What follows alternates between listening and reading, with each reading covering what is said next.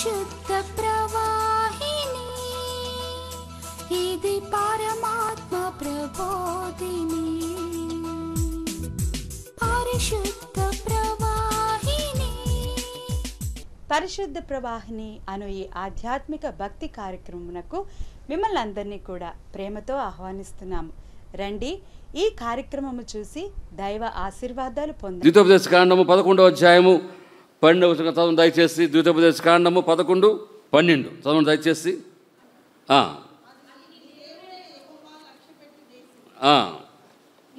నీవు మొదలుకొని దేవుని స్తోత్రం. హల్లెలూయా. ఏమంటాడమ్మా? అది ఆకాశ జలమును త్రాగును, అది నీ దేవుడైన యెహోవా కన్నులు.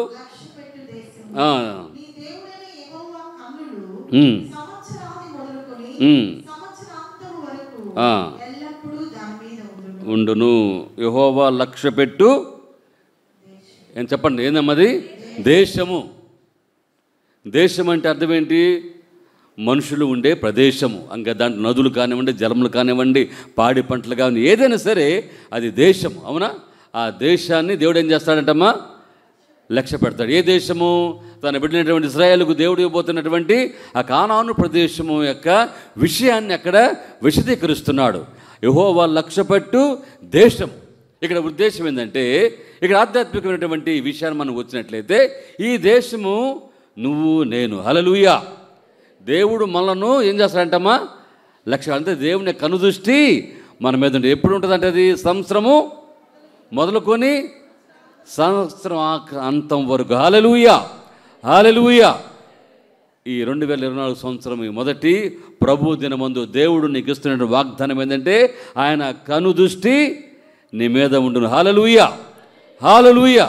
ఏ శ్రమ వచ్చినా, ఏ ఎరుగు వచ్చినా, ఏ బాధ వచ్చినా సరే దేవుడు మనలను కాపాడువాడు. ఇశ్రాయేలును కాపాడు దేవుడు, కొనుకోడు నిద్రపోడు. దాని అర్థం ఏంటంటే దేవుడు కొనుకోడనా, లేకపోతే కాపాడకుండా ఉంటాడనా? లేదు కదా. ఆయన ఎప్పుడు కూడా ఆయన కాపాడుతూనే ఉంటాడు. కొనుకోడు నిద్రపోడు అంటే దేవుడు కొనుకేవాడుగా నిద్రపోయేవాడు. ఆయన సజీవుడిగా ఎప్పుడు కూడా ఈ ప్రపంచంలో ఉన్న మనుషులందరూ కూడా ఆయన దృష్టి ఉంచి కాపాడుతాడు. హల్లెలూయా. కాబట్టి ఈ దేశము యెహోవా మీకు ఇచ్చే ఈ దేశము ఆయన లక్ష్య పెట్టును. అంటే లక్ష్య పెట్టమంటే ఏందమ్మా? లెక్క పెట్టమా? లక్ష్య పెట్టమంటే శ్రద్ధ కలిగి కదా, శ్రద్ధ కలిగి దాని విషయమై జాగ్రత్త కలిగి ఉంటాడు. ఏది లోపల పోకుండా బయట ఉన్నది, వెలుపున్నది లోనుకు రాకుండా, లోపల ఉన్నది బయట పోకుండా ఆ దొడ్డిని కాపరి ఏ విధంగా కాపాడుతూ ఉంటాడో, రాత్రిపూట అంట ఆ గొర్రెల కాపరులు ఆ గేట్ కాడే ఉంటారంట. ఎక్కడుంటారు చెప్పండి అమ్మా? అంటే ద్వారం వద్ద. అందుకని యేసు ప్రభువు యోహాను సువార్తలో 5వ అధ్యాయంలో ఆయన గొర్రెల ద్వారం వద్ద, ఇది మాటలు గమనించుకోవాలి. ద్వారం వద్ద ఆయన చివరో మూలలో ఎక్కడుండే దేవుడు కాదు. ఈ standing in the front of the door. Hallelujah. ఆయన ద్వారం వద్ద కనిపెడతాడు దేవుడు. నేనే ద్వారమును, నా ద్వారా తప్ప రక్షింపబడిన వాడై లోపల పోవచ్చు, బయటికి వచ్చును. దేవుని స్తోత్రం చేద్దాం. హల్లెలూయా. ఆయన మనల్ని కాస్తాడు కదండి. ఆయన కాపరి. ఆయన గొర్రెల పట్ల ఆయన తన యొక్క జీవితాన్ని వెచ్చించిన దేవుడు. కాబట్టి మన ప్రాణము విలువ బాగా గుర్తుపెట్టుకోవాలి. The value of the life you knows it. Hallelujah. ఈ 2024 సంవత్సరంలో ఈ మొదటి ఆదివారమున ఈ మొదటి ప్రభును దేవుడిని చెబుతున్న మాట ఇది. ఆయన మన ప్రాణములను కాపాడు దేవుడు. ఆయన లక్ష్య పెట్టు దేవుడు అండి కదండి. ఆయన నీ జీవితం దేవునికి తెలుసండి కదా. మనకు కూడా మన జీవితాలు ఎవరికి తెలియదులే, మన బ్రతుకులు ఎవరు తెలియదులే, మనల్ని ఎవరు లక్ష్య పెట్టరులే, లేకపోతే మన ఎవరు కాపాడేవారు లేరులే, మనకు ఎవరు కూడా హోప్ ఇచ్చేవారు లేరులే. మన జీవితం అనుకుంటూ ఉంటాం. పరమ తండ్రి దేవుడు కదండి. ఆయన నుంచొని చూస్తూ ఉంటాడు. అందుకని దినవృత్తాంతంలో 16:9 ఒక మాట ఉంది కదమ్మా, చూడండి. తన ఎడల యథార్థ హృదయం కలవారిని బలపరచుటకు యెహోవా కనుదృష్టి లోకమందంతటా సంచారము చేసింది. హల్లెలూయా. ఎవరిని కాపాడటానికమ్మా? తన ఎడల. అది ఈ సంవత్సరం మనం ఉండవలసిన రీతి ఏంటంటే యథార్థ, హానెస్టీ, యథార్థత కలిగి దేవుని కోసం మనం కాచుకొని ఉండాలి. దేవునిలో నివసించే బిడ్డలుగా మనం ఉంటే ఆయన కనుదృష్టి ఏం చేస్తుంటే మనం ఒక మంది అంతటా కదా, ప్రపంచమంతా కూడా దేవుని కనుదృష్టి ఉంది కదండి. ఆయన చూడలేని కనుదృష్టి లేదు కదండి ఈ లోకంలో. అందుకని హెబ్రీ చూడమ్మా, హెబ్రీలో కనపడుతుంది కదా మాట చదవండి. హెబ్రీలు రాసిన పత్రిక 4వ అధ్యాయము 13వ వచనం గుర్తుంది. ఆయన దృష్టికి కనపడని సృష్టం ఏదీ లేదు,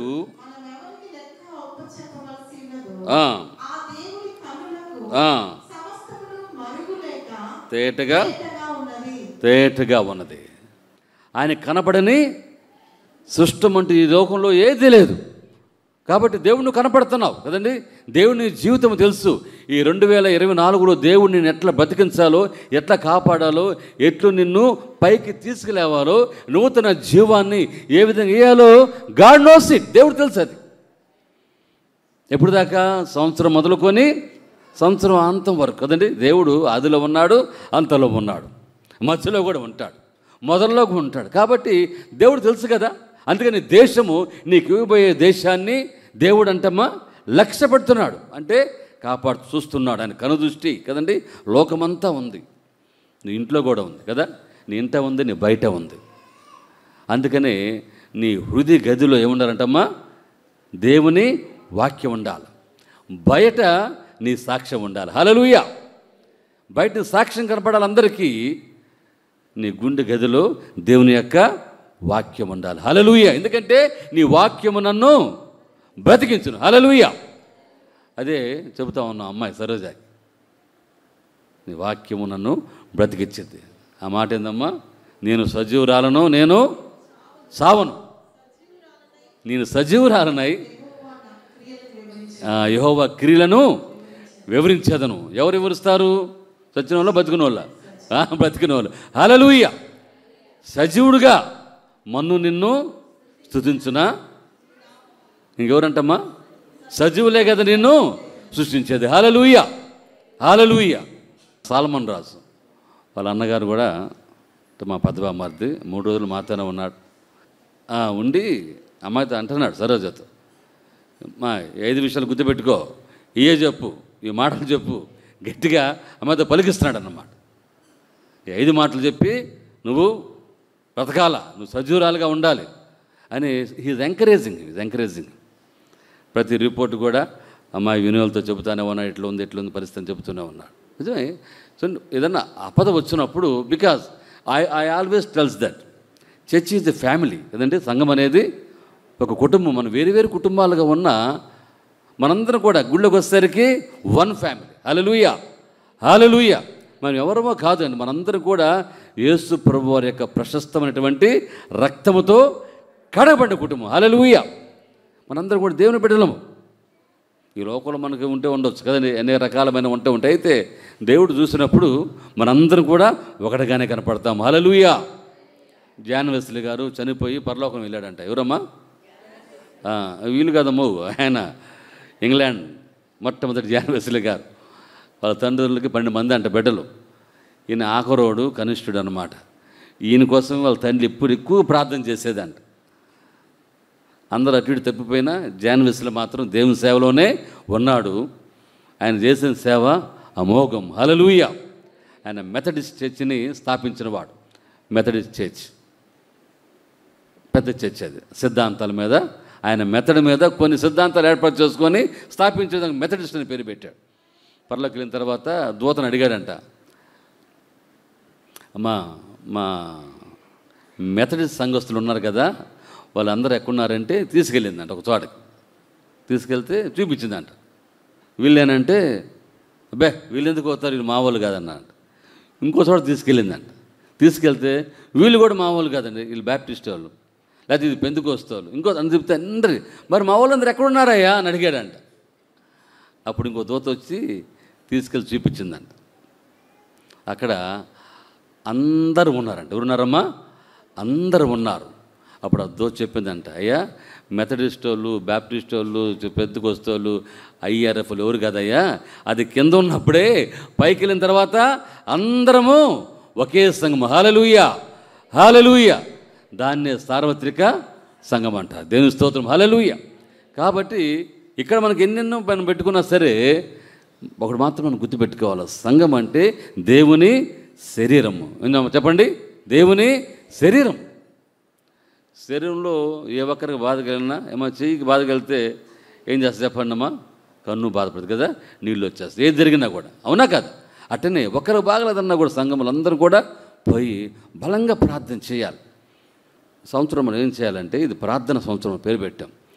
ఏదైనా ఇంట్లో బాగా ఉన్నప్పుడు ఆ సమస్యను తీసుకొచ్చి చర్చిలో పెట్టి ప్రార్థన ముందు అది మెసేజ్లో పంపించండి. అందరికీ ప్రార్థన చేయగలిగిన వారు ఓపికతో సంఘంలోకి రండి.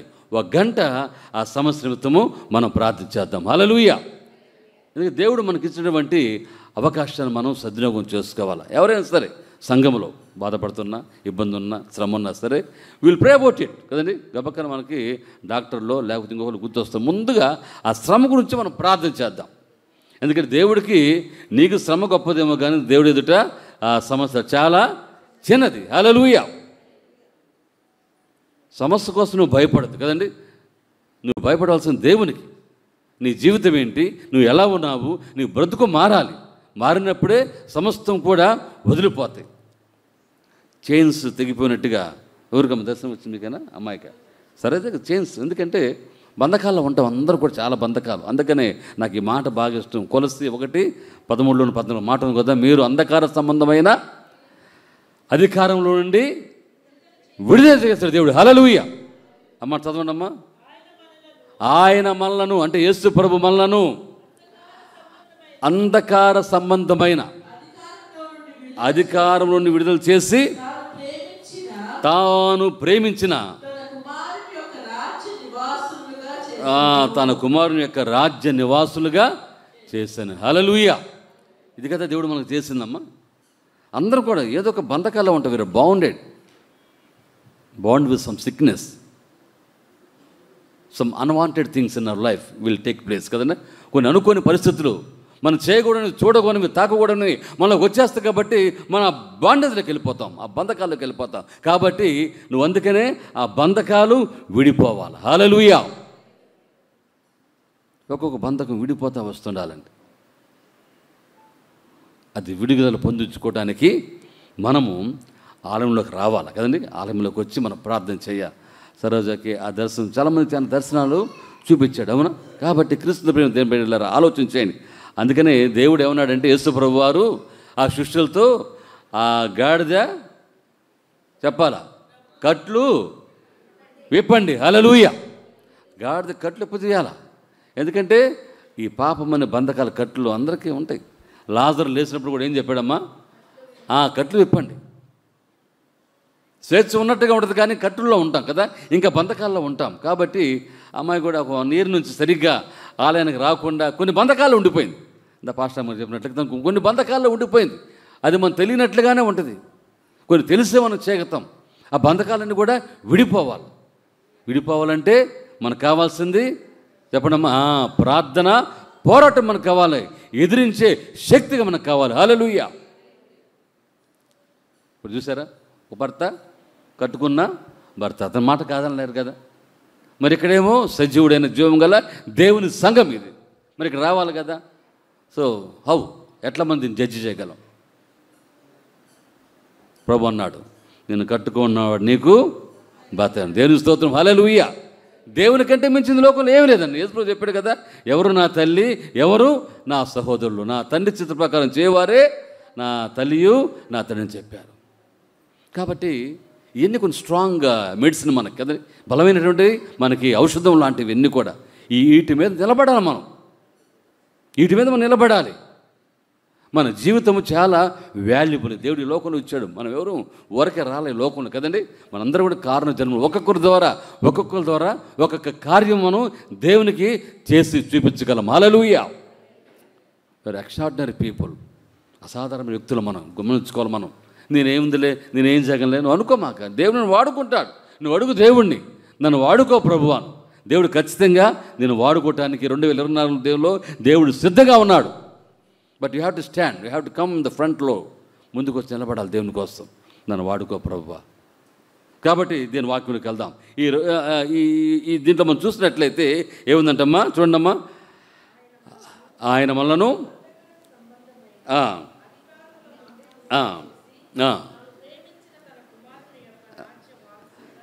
ఆయన రాజ్య నివాసులుగా మనను, దానికి వారసులుగా దేవుడు మనను చేశాడు. అవునా? హల్లెలూయా. మరి ఎంతమందికి అర్థమవుతుంది? మనం దేవుని యొక్క రాజ్య నివాసులుగా మనం ఉన్నామన్నటువంటి ధైర్యం మనలో ఉందా? ఉన్నాం, చేతులు ఎత్తండి. హల్లెలూయా, హల్లెలూయా, హల్లెలూయా. ప్రార్థన మన బతికిచ్చింది కదమ్మా. అందాక ఆ మాట నాకు గుర్తు వచ్చింది. ప్రార్థనకి జవాబు కదండి.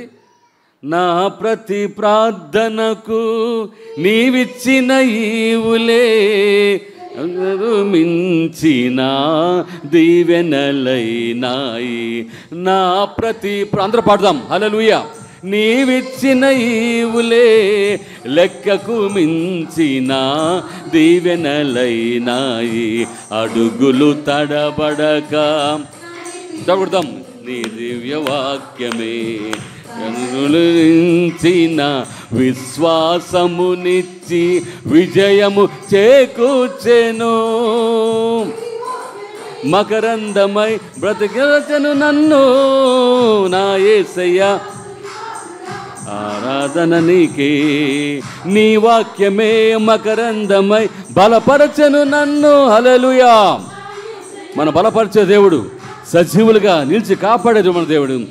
ఆరాధన నీకే, కృపాక్షేమము నీ శాశ్వత జీవము, నా జీవిత కాలమంతయు నీవు వాడవు.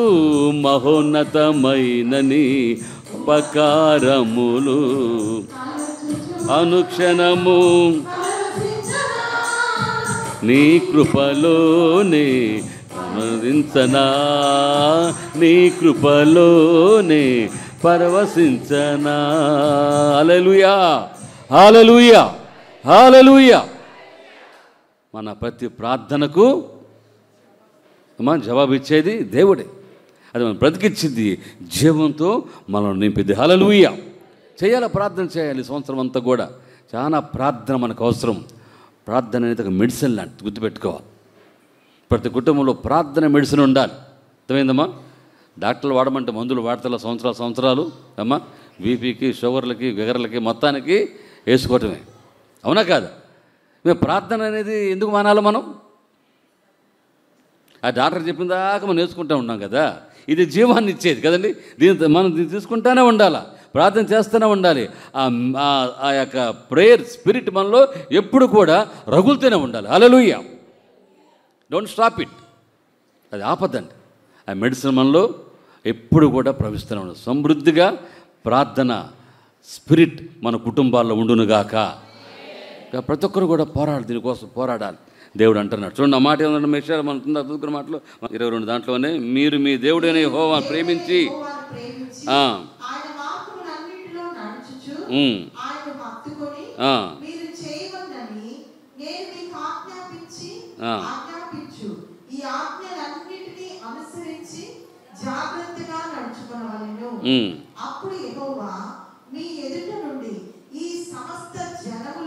వెలగొట్టును.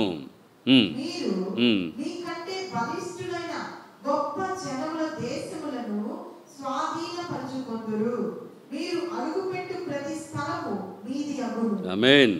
ఏమన్నాడు మీకు చెప్పండి?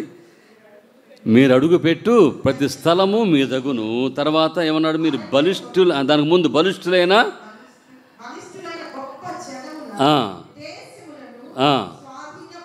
హల్లెలూయా, బలిష్ఠులైన గొప్ప జనుల దేశమును స్వాధీనం. You are going to conquer it కదండి. బలిష్ఠులైన దేశము అది ఎంతదైనా సరే దేవుడి సంవత్సరంలో మీకు ఇవ్వబోతున్నాడు. హల్లెలూయా. అది జనమే కానివ్వండి, డబ్బే కానివ్వండి, లేకపోతే వివాహమే కానివ్వండి, బిడ్డలే కానీ ఏదైనా సరే దేవుడు మనకు అనుగ్రహించునుగాక. ఆ బలిష్టమైనటువంటిది ఏదైతే ఉందో, అది వెళ్ళలేదో, విడిపించబడలేదో, ఆ బంధకాలు విడిపోలేదో, ఈ సంవత్సరము దేవుడు మీరు దాంట్లోనికి అడుగు పెట్టించునుగాక. హల్లెలూయా. క్రీస్తుని ప్రియ దేవుని బిడ్డలారా, ఎట్లా ఉందంటే అసలు ఎప్పుడు రెడీగా ఉంటే అప్పుడు పోరాడాలి అన్నట్టుగా ఉంది. అవునా ఏమ్మా? పోరాటమే మన జీవితం అంతే, పోరాటమే. జీవితం అంతే ఒక పోరాటం. మన పోరాటం ఇల్లు ఒక సంబంధం మీద కాదు కదా. మన పోరాటం ఎవరితో అన్నాడమ్మా? అంధకార సంబంధమైన చీకటి శక్తులు కొన్ని, దాంతో మనం పోరాడేది. ఇవన్నీ ఏమిటండి? ఈ కాదు, ఇదంతా చెత్త అంతే. అపవాదకులు ఉన్నాయి కదా, వాడితో మనం మనం ఫైట్ వాడితోనే కదండి. ఇప్పుడు యుద్ధాలు జరుగుతున్నప్పుడు ఏం చేస్తారు చెప్పండి అమ్మా? రాజుతోనే పోరాడతారు. చెస్ ఆట ఉంటుంది కదమ్మా. వాళ్ళ టార్గెట్ ఏంటి? చెస్లో రాజునే పడగొట్టాలి. అవునా? రాజునే జయించాలని చూస్తుంటాడు. సాతాను కూడా అదే, దేవుని బిడ్డల వైపు. అందుకని మళ్ళీ అన్నాడు, రాజులైన యాజక సమూహము నీవు నీ కుటుంబం. వాటి టార్గెట్ కూడా మన మీద ఉంటుంది. కాబట్టి take a step, fit your dress. నీ డ్రెస్ వేసుకోవాలి కదా, ఫిట్నెస్గా ఉండాలి. ఈ ఉత్త ఫిట్నెస్ కాదు, ఈ ఫిట్నెస్లే ఉంది కదా, పోతుంటే వస్తుంటాయి. ఈ ఫిట్నెస్, ఈ వస్త్రాలు మనం ధరించుకోవాలి ఈ సంవత్సరంలో. అందరూ చెప్పండి, మనము దేవుని వస్త్రములను ధరించుకుందుముగాక.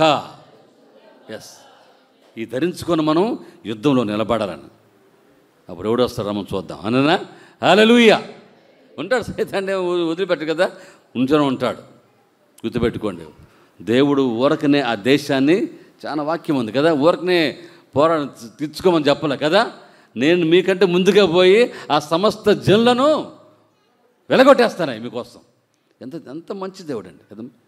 వీళ్ళు అవిధేయులుగా తిరిగారు 40 సంవత్సరాలు కదండి.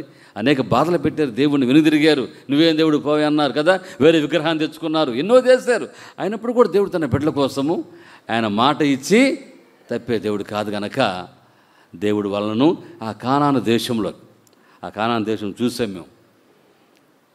ఆ కొండ మీద నుంచి, లెబనోను కొండ మీదకి వెళ్తాం మనందరం కూడా. ఆ కొండ మీద నుంచి చూస్తే ఆ ప్రదేశం అంతా కూడా కనపడతా ఉంటుంది. పాలు తేనెలు ప్రవహించే దేశం. హల్లెలూయా. అంటే ఇక్కడ పాలు ఏమి ప్రవహిస్తూ ఉండవండి కదా, తేనేమి కొండ మీద కారుతూ ఉండదు. కానీ అట్లాంటిది ఆ దేశం, సమృద్ధిగా ఉంటుంది అక్కడ. అలాంటిది ఆ దేశము. మనం హైదరాబాద్ చూస్తుంటే ఒక ఆమె, నేను చెప్పాను అది, చెట్టు నరికి దానికి ఆల్రెడీ తేనె పట్టు పెట్టుంది, కానీ దాంట్లో ఏం లేదు. షో చేయడం కదా, పట్టుకొని తిరుగుతూ ఉందాం బండి మీద. వాళ్ళ తమ్ముడు కొడుకు వెళ్తా ఉంటే వెనకాల పట్టుకొని, దాన్ని చూడగానే అందరూ ఏమంటారు? అబ్బా బల్లి అసలు ఒరిజినల్ అండి, ఇప్పుడే పట్టుకొని తెస్తున్నాం, కొమ్మ నరికినట్టు కూడా. కానీ దాంట్లో అది కాదు, అదంతా డూప్లికేట్ అదంతా. కాబట్టి ప్రియమందు క్రీస్తు ప్రియ దేవుని సంగమ దేవుని బిడ్డలారా, మనం గమనించుకుందాం ఈ వాక్యాన్ని ముగిస్తున్నాం. కాబట్టి పాలు తేనె దేశం నీకు ఇస్తానని చెప్పాడు దేవుడు కదండి. అక్కడ ఉండే పండ్లు, అసలు అక్కడ తినే పండ్లు ఏం తెలుసా మీకు?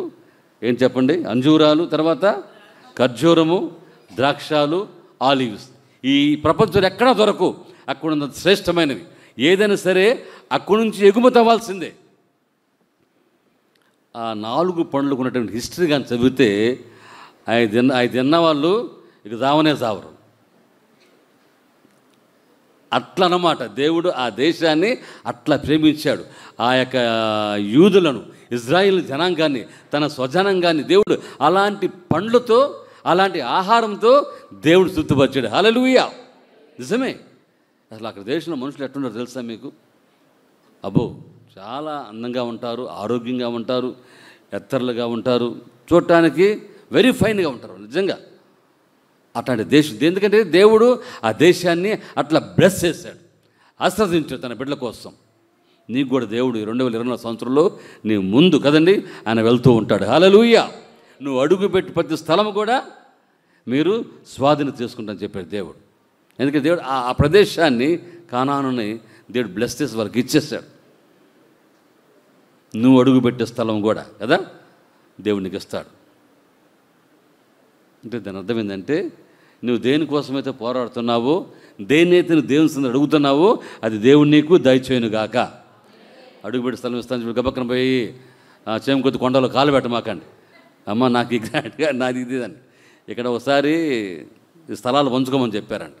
చెప్తే మా మాస్టర్ గారు ఉన్నారు, తేళ్ళ జార్జి గారు, మధ్యాహ్నం పూట నిద్రలో పరిగెత్తుకుంటూ వచ్చి అక్కడ నుంచి రాయి ఇసిరేసాడంట. ఇసిరేసి రే అక్కడ దాకా నా స్థలం రా అన్నాడంట. తెలుసా మీకు ఇది? అరే అక్కడ దాకా నా స్థలం అన్నాడంట. ఆ స్థలం ఆయనకు వచ్చింది లేదు, అసలు ఆయనే భూమి మీద పైకి వెళ్ళిపోయాడు ఆయన. ఈ స్థలాలు ఇవన్నీ కాదండి నేను చెప్పేది.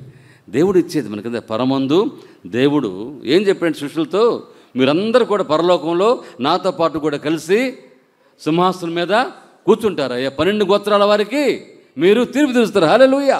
అది దేవుడిచ్చే సింహాసనం మనకి. ఈ లోకంలో సింహాసనాల కోసము, అధికారాల కోసం ఏదో పాకులాడుతూ ఉంటారు, చేస్తూ ఉంటారు. క్రీస్తు ప్రియ దేవుని బిడ్డలారా, నేను ముగిస్తాను. ఇక్కడ ఆయన చెప్పిన మాట ఇవన్నీ చాలా ఏంటి, నువ్వు నడుచు మార్గం అంతటిలో దేవునికి యథార్థంగా నడుచుకోవాలి. ఈ సంవత్సరం మనం ఆ పని చేయాలి. దేవునికి ఇష్టమైన బిడ్డలుగా మనం జీవిద్దాం. అదేమండి, ఆయనకి అసహ్యమైన మనలో తొలగించేసుకుందాం. దేవుడు అడుగుపెట్టే ప్రతిది కూడా, నువ్వు అడిగే ప్రతిది కూడా దేవునికి ఇచ్చునుగాక, దేవునికి అది దయచేయునుగాక. ప్రార్థన చేసుకుందామండి. తల వంచి పళ్ళు ప్రార్థన చేసుకుందాం. స్తోత్రములు నాయన, ఈ దినమందు మీరు మాకు ఇచ్చిన మాటకి స్తోత్రాలు. అవును ప్రభువా, నీ కనుదృష్టి లోకమందంతా చూస్తుంది నాయన. యథార్థంగా నేను వెంబడించే వాళ్ళకి సంవత్సరం ఉండటం సహాయం చేయమని కోరుతున్నాం. సంవత్సరం మొదలుకొని సంవత్సరాంతం వరకు ప్రభువా మీరు మమ్మల్ని చూస్తూనే ఉంటారు నాయన. మా అడుగులు తరబడకుండా మమ్మల్ని కాపాడే దేవుడు తండ్రి. స్తోత్రము నాయన. ఒకవేళ మేము దారి తప్పి గాడి తప్పి తిరిగినా కూడా మళ్ళా తండ్రి లైన్లో పెట్టే దేవుడు తండ్రి. స్తోత్రములు నాయన. నువ్వు లక్ష్య పెట్టు దేవుడు తండ్రి. ఈ సంవత్సరం మా మీద నాయన లక్ష్యం ఉంచండి, మమ్మల్ని కాపాడండి, భద్రపరచండి. మమ్మల్ని, మా కుటుంబాలని, మా సేవను, మా పరిచర్యను నాయన మీరే కాపాడమని కోరుతున్నాం. నీ రెక్కల నీళ్ళు కాపాడండి ప్రభు. స్తోత్రము నాయన.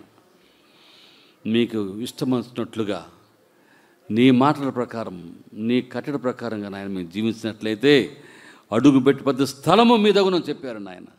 ఆ విధంగా మమ్మల్ని దీవించండి. నూతన క్రియ మాలో చేయమని కోరుతూ, మా సంఘంలో చేయమని కోరుతూ యేసు పరిశుద్ధ నామములో వేడుకొని ప్రార్థిస్తున్నాము తండ్రి. ఆమేన్, ఆమేన్. వాక్యాన్ని విని ఆత్మీయంగా మీరు ఎంతగానో బలపడి ఉన్నారని మేము నమ్ముతున్నాం. మీకు ఏదైనా ప్రార్థన అక్కర్లు ఉన్నట్లయితే తప్పకుండా మాకు తెలియచేయండి. మేము, మా కుటుంబము, సంఘము మీ అందరి కోసం ప్రార్థన చేస్తాం. అంతే కదండి, మీ గృహాల యొద్దకు వచ్చి మీకోసం ప్రార్థన చేయాలని మీరు కోరినట్లయితే మాకు ఫోన్ ద్వారా తెలియజేసినట్లయితే మా హన్నా ఉమెన్ ఫెలోషిప్ వారు మీ కుటుంబాల దగ్గరకు వచ్చి మిమ్మల్ని ఎంతగానో ప్రార్థనలో, దేవుని వాక్యంలో ఆత్మీయంగా మిమ్మల్ని బలపరుస్తారు. కనుక ప్రియమైన దేవుని బిడ్డలారా, మీ ప్రార్థన అక్కర్లకు మాకు తెలియచేయవలసిన మా చిరునామా పరిశుద్ధ ప్రవాహిని, పోస్ట్ బాక్స్ నెంబర్ 28, క్లౌపేట, 6th లైన్, ఒంగోలు.